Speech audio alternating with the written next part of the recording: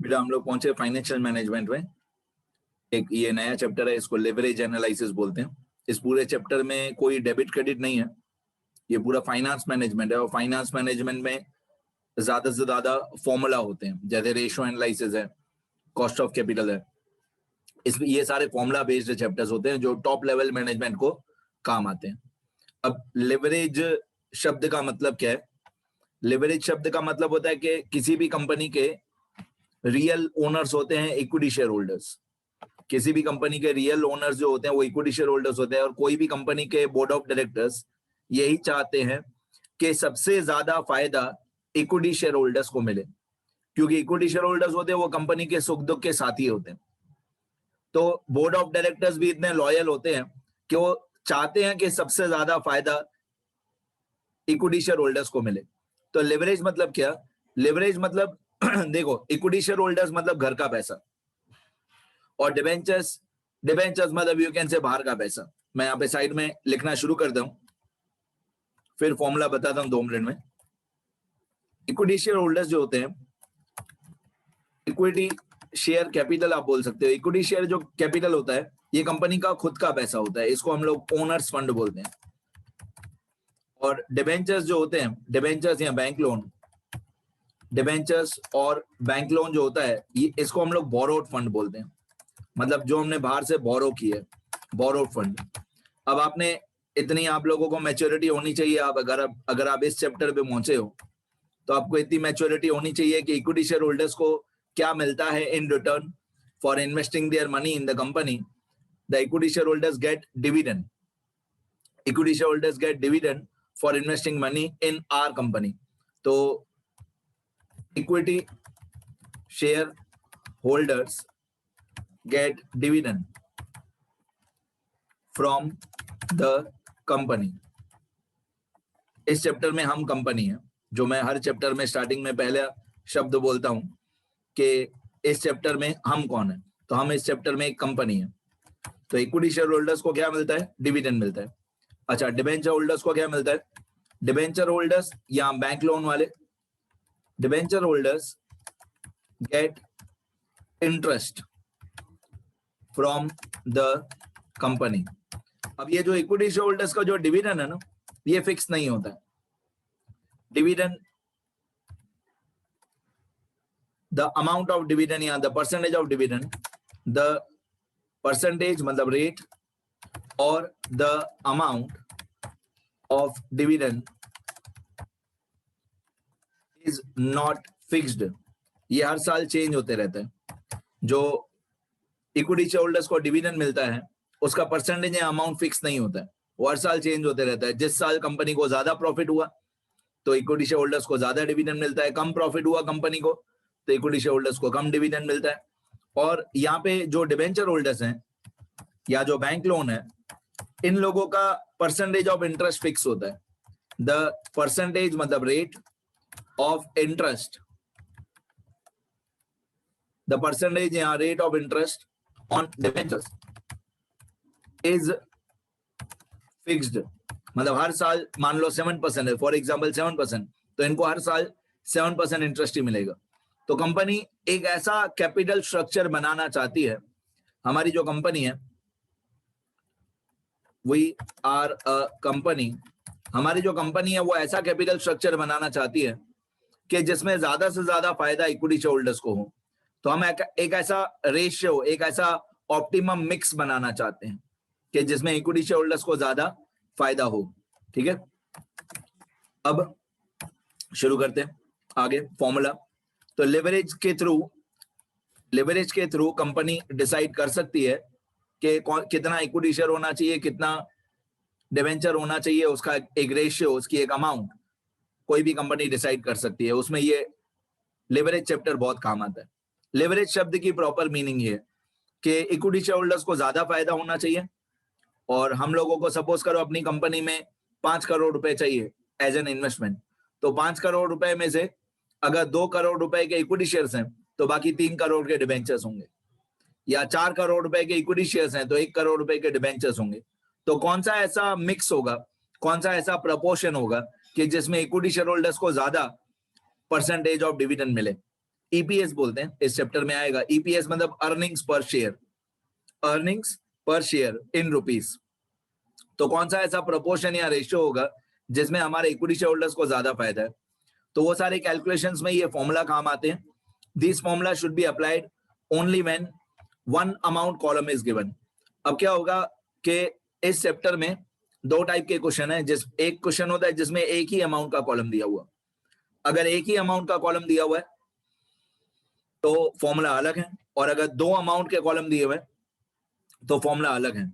अब ये जो लिखा हुआ है DOL, इस DOL का फुल फॉर्म होता है, पूरा नाम होता है डिग्री ऑफ ऑपरेटिंग लेवरेज। इसका पूरा नाम होता है डिग्री ऑफ ऑपरेटिंग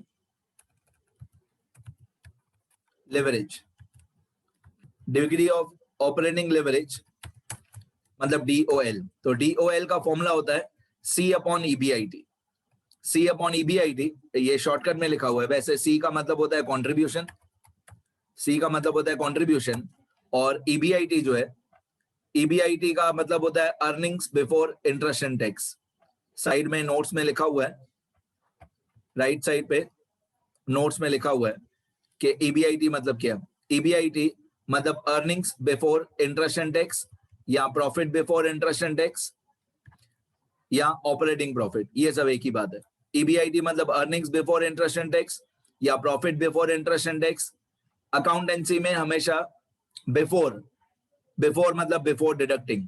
जब भी कोई भी टीचर या प्रोफेसर आपको बोल रहे हैं बिफोर, तो बिफोर मतलब बिफोर डिडक्टिंग, और आफ्टर मतलब आफ्टर डिडक्टिंग। तो earning before interest and tax या profit before interest and tax, तो profit before deducting interest and tax या ऑपरेटिंग प्रॉफिट, ये सब एक ही बात है।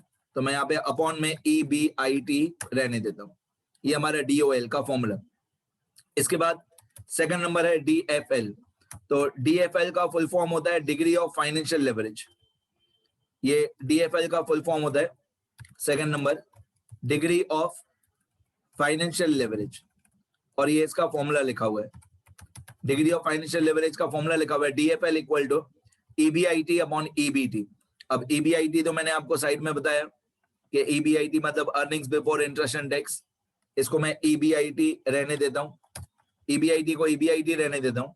और जो EBT है, EBT मतलब अर्निंग्स बिफोर टैक्स। वैसे मैंने इसका पूरा एक फॉर्मेट, एक स्टेटमेंट बना के रखा है कि ये सब कैसे कैलकुलेट होते हैं, EBIT, EBT, C, ये सब कैसे कैलकुलेट होते हैं, वो मैंने पूरा स्टेटमेंट बना के रखा है बहुत अच्छी वे में, बहुत इजी तरीके से। बट पहले मैं चाहता हूं आप लोग फॉर्मूला याद कर लो, ठीक है। अब ये है EBT। EBT का मतलब है कि ये जो न्यूमरेटर में earning before interest and tax है, जो न्यूमरेटर में earning before interest and tax है, उसमें से इंटरेस्ट माइनस कर दो तो EBT आ जाएगा। Earning before interest and tax minus interest.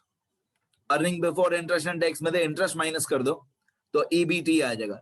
EBT मतलब अर्निंग, मैं यहाँ पे नोट करके लिख दूं, ये हो गया हमारा नोट्स में फर्स्ट पॉइंट।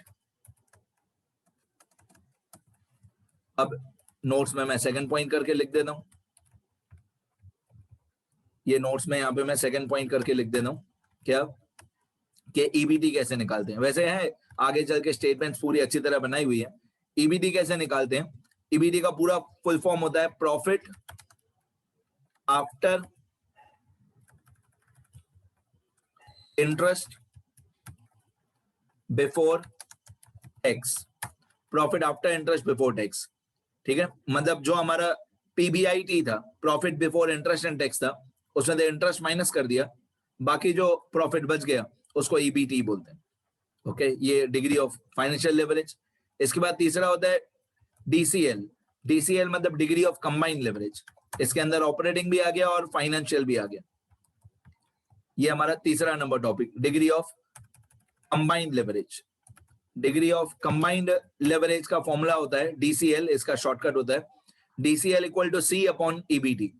C/EBT, और साइड में लिखा हुआ है कि EBT कैसे निकालते हैं। C मतलब कॉन्ट्रीब्यूशन, C मतलब कॉन्ट्रीब्यूशन। कॉन्ट्रीब्यूशन क्या होता है, उसका भी फॉर्मूला होता है, उसका भी फॉर्मूला मैं बताऊंगा कि कॉन्ट्रीब्यूशन कैसे फाइंड आउट करते हैं। और अपॉन में है EBT। EBT मतलब earning before interest and EBT मतलब अर्निंग बिफोर टैक्स, और वो कैसे निकाल दें, EBIT माइनस आई। ठीक है, यहाँ पे भी लिख दूं मैं, यहाँ पे भी लिख देता हूँ कि EBT कैसे निकालते हैं, EBT equal to EBIT minus I. Done. तो ये फॉर्मूला बेसिकली जितना मैं कलर कर दूंगा, ये बैकग्राउंड कलर ब्लू कर देता हूं मैं, इतना फॉर्मूला याद करो पहले। तो DOL equal to C upon EBIT, DFL equal to EBIT upon EBT, और DCL equal to C upon EBT। ठीक है, DCL फाइंड आउट करने का एक और फॉर्मूला होता है, DCL फाइंड आउट करने का एक और फॉर्मूला होता है, DCL इक्वल टू, ये अदर फॉर्मूला ऑफ DCL है। DCL हम लोग ऐसे भी निकाल सकते हैं कि DOL मल्टीप्लाई बाय DFL। ये जो DOL है और DFL है, इन दोनों को मल्टीप्लाई कर दो तो भी DCL आ जाएगा। मैं प्रूव करके दिखाता हूं, मैं आपको प्रूव करके दिखाता हूं कि ये कैसे हुआ। देखो, DCL equal to DOL into DFL। तो DOL की जगह पे DOL का फॉर्मूला C अपॉन EBIT, मैं यहां पे लिख देता हूं C अपॉन EBIT।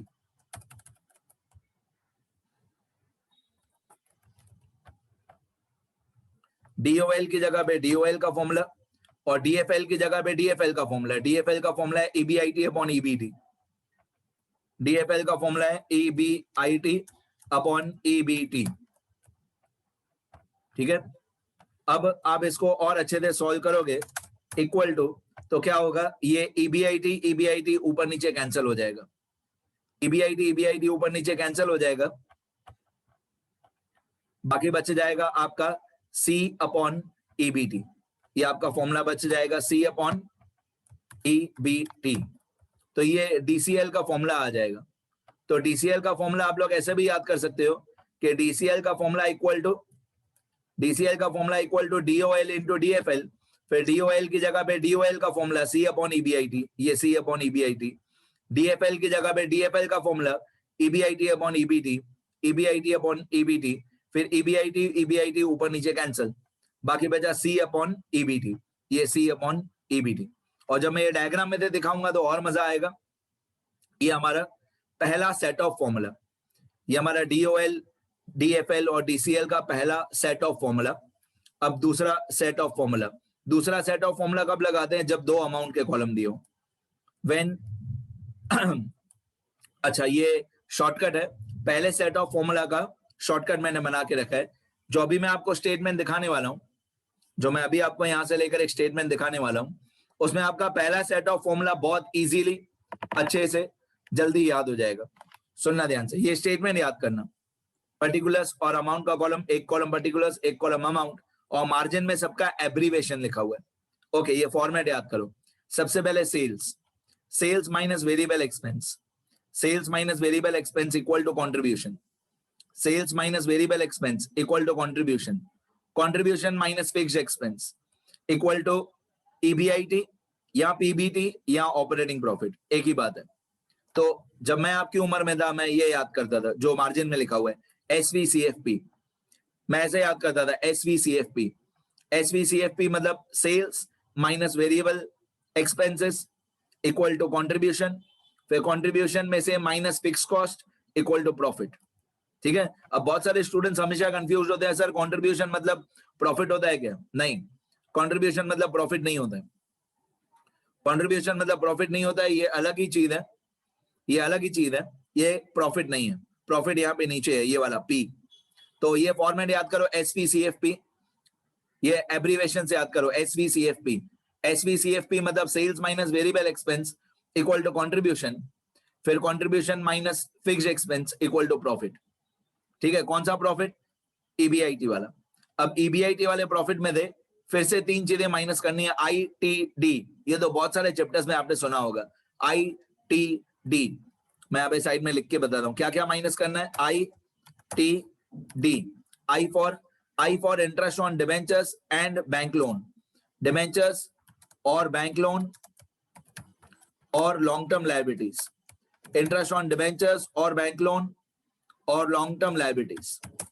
आई मतलब इंटरेस्ट, इंटरेस्ट ऑन डिबेंचर्स और इंटरेस्ट ऑन बैंक लोन और interest on long term liabilities. आगे इसके बाद आएगा EBT, जो ऊपर फॉर्मूला में भी बहुत काम आता है। EBT का ईबीटी को आप ऐसे भी बोल सकते हो, profit after interest before tax, PAIBT। ये फॉर्मेट याद करना है आपको अच्छी तरह। पहले क्या याद किया हम लोगों ने, SVCFP। पहले मैंने बोला ये फॉर्मेट याद करो, SVCFP। अब SVCFP में दे 3 चीजें माइनस करनी है, ITD, I for interest, T for tax, D for preference share dividend, D for preference share dividend. Okay, I minus किया, पहले I माइनस किया तो अर्निंग बिफोर टैक्स या profit after interest before tax. अभी हम T minus करेंगे, tax. अब ये जो टैक्स का परसेंटेज है वो इस अमाउंट पे निकालते हैं। ये जो अमाउंट है, यहाँ पे जो अमाउंट आएगी ईबीटी वाली, इस ईबीटी पे समझो ईबीटी आया, सपोज करो हमारा ये ईबीटी आया मान लो 5 लाख, ये ईबीटी आया सपोज करो 5 लाख, और टैक्स का परसेंटेज है मान लो 50%, टैक्स का परसेंटेज है मान लो 50%, तो 50% किसका, इस 5 लाख का 50%, तो 5 लाख का 50% कितना होगा, 2,50,000। ये 2,50,000 माइनस कर देंगे तो प्रॉफिट आफ्टर टैक्स आ जाएगा। ठीक है, इसका प्रॉफिट आफ्टर टैक्स का पूरा नाम होता है profit after interest and tax, और अकाउंटेंसी में आफ्टर मतलब आफ्टर डिडक्टिंग, मतलब हमने इंटरेस्ट भी माइनस कर दिया, टैक्स भी माइनस कर दिया, फिर आ गया हमारा profit after interest and tax. तो मैं आपको ये बता रहा था कि अगर टैक्स दिया हो 50% या 30% या जो भी परसेंट, तो वो इस 5 लाख रुपीस पे जो ईबीटी आया उस पे परसेंटेज निकालते हैं। ठीक है, अभी हमारा आ गया profit after interest and tax, इसमें से प्रेफरेंस शेयर डिविडेंड माइनस कर देंगे, मतलब डी माइनस कर देंगे। प्रेफरेंस शेयर डिविडेंड माइनस करने के बाद profit available for equity share holders आ जाएगा। ये जो profit available for equity share holders आ गया, इसको डिवाइडेड बाय क्या, डिवाइडेड बाय, ऊपर सब माइनस माइनस माइनस है, यहाँ पे डिवाइडेड है, divided by number of equity shares. इसको जितना भी profit available for equity share holders आया उसको divided by number of equity shares कर देंगे, तो हमारा अर्निंग्स पर शेयर EPS इन रुपीज आ जाएगा। अर्निंग्स पर शेयर और EPS in rupees find out हो जाएगा। तो जितना भी हमारा प्रॉफिट आया available for equity share holders divided by number of equity shares, तो हमारा अर्निंग्स पर शेयर आ जाएगा। ये EPS भी इस चैप्टर में आगे चल के बहुत काम आएगा। ठीक है, ये पहला फॉर्मेट हमारा कंप्लीट हो गया, और आप इस फॉर्मेट को अच्छे तरीके से पूरा कंप्लीट करोगे तो आपको आपके तीनों फॉर्मूला यहाँ पे दिखाई देंगे। DOL equal to C upon EBIT, यही फॉर्मूला था। देखो यहाँ पे मैंने DOL लिखा है और एक ये ब्लू कलर की एरो बनाई है, तो DOL equal to C upon EBT। फिर ये DFL इक्वल टू, मैंने पहले भूल से EBT बोला, EBT नहीं EBIT, मैं फिर से बोलता हूँ, DOL equal to C upon EBIT। फिर DFL equal to EBIT upon EBT। फिर DCL equal to C upon EBT। ठीक है, इमेजिनरी नंबर्स लिख दें, इमेजिनरी नंबर लिख देते हैं तो ज्यादा इजी लगेगा। मान लो सेल्स है हमारा 12 लाख और मान लो वेरिएबल एक्सपेंस है हमारा 3 लाख, तो 12 लाख माइनस 3 लाख कितना आएगा, 9 लाख। ये इमेजिनरी नंबर्स हैं, बाद में कैलकुलेशन भी बताऊंगा। 12 लाख सेल्स है, उसमें से 3 लाख वेरिएबल एक्सपेंस है, बाकी बचा 9 लाख हमारा कंट्रीब्यूशन। अब मान लो हमारा फिक्स्ड एक्सपेंस है 1 लाख, तो 9 लाख में थे फिक्स्ड एक्सपेंस 1 लाख, बाकी प्रॉफिट आया 8 लाख, बाकी प्रॉफिट आया 8 लाख। ठीक है, इस 8 लाख में से हम लोग यहाँ पे इंटरेस्ट माइनस कर देंगे। अब इंटरेस्ट है मान लो 2 लाख, तो 8 लाख माइनस 2 लाख, बाकी बचेगा EBT 6 लाख। फिर 6 लाख का 50% टैक्स 3 लाख, बाकी बचेगा 3 लाख। ठीक है, अब इस 3 लाख में से मान लो प्रेफरेंस शेयर डिविडेंड है 50,000, सपोज 50,000, तो 3 लाख में से 50,000 माइनस करेंगे, बाकी आएगा 2,50,000। ये 2,50,000 को डिवाइडेड बाय जितने भी नंबर ऑफ इक्विटी शेयर्स होंगे, मान लो नंबर ऑफ इक्विटी शेयर्स है 10,000 शेयर्स, मान लो नंबर ऑफ इक्विटी शेयर है 10,000 शेयर्स, तो इस 2,50,000 को डिवाइडेड बाय 10,000 शेयर्स कर देंगे, तो हमारा आंसर आ जाएगा 25 रुपीज पर शेयर। ये हमारा EPS आ गया। एक बार फिर से बता दूं, ये सारी इमेजिनरी अमाउंट्स है, ये सारा कैलकुलेशन मैं एक्चुअल प्रैक्टिकल एग्जांपल्स में बताऊंगा। तो ये हमारा सेल्स है 12 लाख, ये हमारा सेल्स है 12 लाख, 12 लाख में से वेरिएबल एक्सपेंस 3 लाख माइनस किया तो बाकी कंट्रीब्यूशन आ गया 9 लाख। 9 लाख में से फिक्स्ड एक्सपेंस 1 लाख, ये सब क्वेश्चन में दिया हुआ होगा। 1 लाख फिक्स्ड एक्सपेंस माइनस किया तो 8 लाख हमारा EBIT आ गया। अब EBIT 8 लाख में से 2 lakh interest on debentures minus किया तो बाकी आ गया 6 लाख EBT। 6 लाख में से 50% टैक्स माइनस किया तो 6 लाख का 50% होता है 3 लाख। 3 लाख माइनस करेंगे तो बाकी आएगा 3 लाख प्रॉफिट आफ्टर टैक्स। फिर इस 3 लाख में से प्रेफरेंस शेयर डिविडेंड 50,000 माइनस करेंगे, बाकी बचा 2,50,000। ये 2,50,000 को divided by number of equity shares करेंगे तो हमारा अर्निंग्स पर शेयर आएगा। तो मैं एक इमेजिनरी अमाउंट्स का कैलकुलेशन आपको बता रहा था। अब आपको लगेगा सर ये टैक्स से लेकर जो भी सारी नीचे वाली अमाउंट्स हैं टैक्स के बाद उनका तो कोई फॉर्मूला में यूज ही नहीं है। जो मैं सेकंड सेट ऑफ फॉर्मूला बताने वाला हूं उसमें ये नीचे वाली अमाउंट्स भी काम आएंगी, इसलिए मैंने सोचा कि पूरा फॉर्मेट एक साथ ही बता दूं। ऐसा नहीं है कि इसमें से कुछ भी मैं अननेसेसरी बता रहा हूं, सब आपको इस चैप्टर में काम आएगा। ओके, अब पहले इसका शॉर्टकट याद कर लेते हैं, SVCFP। ये SVCFP पहले होता है SVCFP, फिर 3 चीजें माइनस होती है ITD। तो ये पूरी स्टेटमेंट आपकी एब्रिविएशंस में याद हो जाएगी। चलो अभी DOL के फॉर्मूला पे आ जाते हैं। तो DOL का फॉर्मूला होता है कॉन्ट्रीब्यूशन अपॉन EBIT, मतलब ये होगा 9 लाख अपॉन 8 लाख, 9 लाख अपॉन 8 लाख। अभी क्या नंबर्स बताऊंगा ना तो ज्यादा टाइम तक याद रहेगा। फिर DFL का फॉर्मूला होता है EBIT अपॉन EBT, तो वो होगा 8 लाख अपॉन 6 लाख, 8 लाख अपॉन 6 लाख। फिर DCL का फॉर्मूला होता है contribution upon EBT, contribution upon EBT मतलब 9 लाख अपॉन 6 लाख। डन। अभी इजीली नंबर्स जब लिख देते हैं तो स्टूडेंट्स को अच्छी तरह दिमाग में बैठ जाता है। क्लियर? ये हमारा पहला सेट ऑफ फॉर्मूला हो गया। इसके बाद मैं पहले इतना स्क्रॉल कर दूं ऊपर नीचे, इतना पहले लिख लो अच्छी तरह।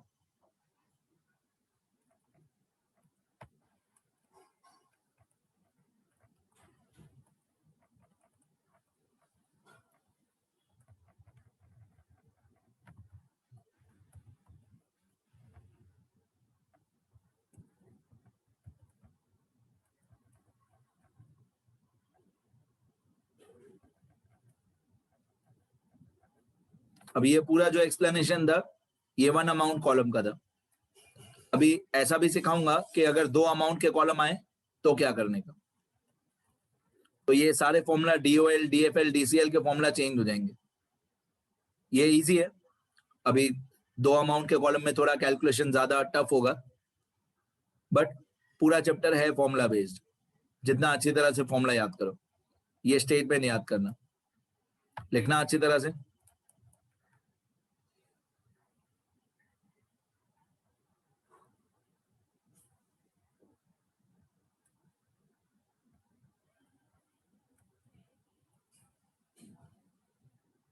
फिर जब हम सेकंड फॉर्मेट करेंगे, सेकंड सेट करेंगे, उसमें ये स्टेटमेंट सेम है, ये वाली स्टेटमेंट पूरी सेम है, बस यहाँ पे अमाउंट के कॉलम्स 1, 2, 3 ऐसे 3 अमाउंट के कॉलम आएंगे। तो मैंने इसलिए ऐसी स्टेटमेंट बनाई कि दोनों मेथड कवर हो जाए।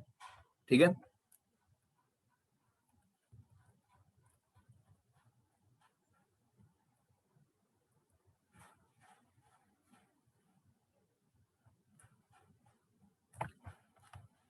लिखो अच्छी तरह बेटा, लिखो।